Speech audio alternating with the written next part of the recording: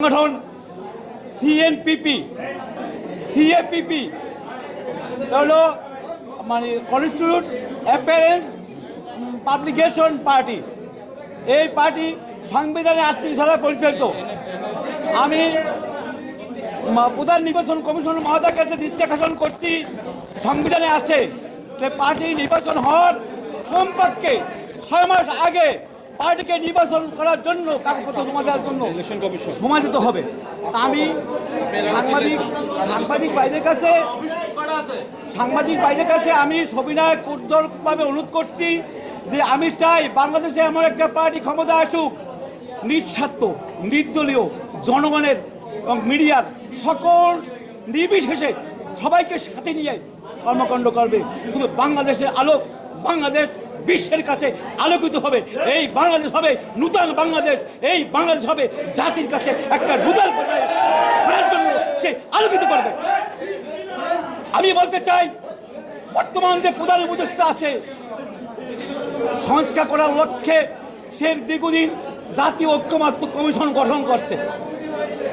সে চায় জাতীয় ঐক্যমত্য কমিশনের মাধ্যমে সকল নির্বাচন কমিশনের দলগুলো একত্রিত হয়ে একটা সুস্থ পরিপূর্ণভাবে একটা স্বাধীনভাবে একটা রাষ্ট্র গঠন করার প্রক্রিয়া চালিয়ে যাচ্ছে। আমি এক নম্বরে বলবো, সরকারকে মিডিয়াকে স্বাধীন করে দিতে হবে, আরও স্বাধীন করে দিতে হবে। কোনো মিডিয়ার ভাই যদি কোথাও তথ্য আনতে যায়, কোথাও যদি তথ্য সংগ্রহ করে, সেখানে বাধা দিলে সরকার রাষ্ট্রীয় পর্যায়ভাবে রাষ্ট্রের চতুর্থ স্তম্ভ মিডিয়া, এই মিডিয়াকে কখনো ছোট করা যাবে না।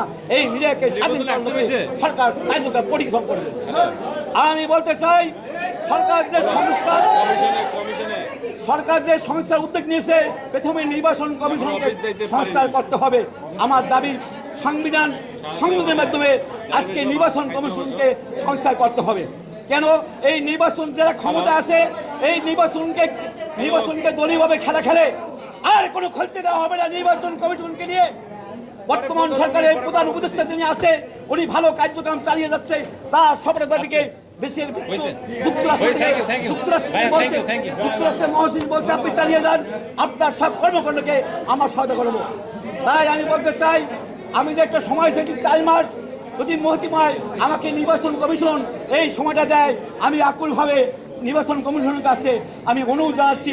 তাহলে আমার এই পার্টি দেশের সংবিধান রক্ষার্থে, আমার এই পার্টি দেশের সংবিধানের যে আলোকে আমি জীবন দিয়ে রক্ত দিয়ে হলো আমি কার্যক্রমকে পরিচালনা করতে পারবো। একজন নাগরিক একজন সাংবাদিক যেন ক্ষতিগ্রস্ত না হয়, সেই প্রক্রিয়া করার লক্ষ্যে আমি সকলের সহায়তা চাচ্ছি বলে আমি শেষ করছি। আল্লাহ হাফেজ। আসসালামু আলাইকুম রহমতুল্লাহ বরকাতুহু। সবাই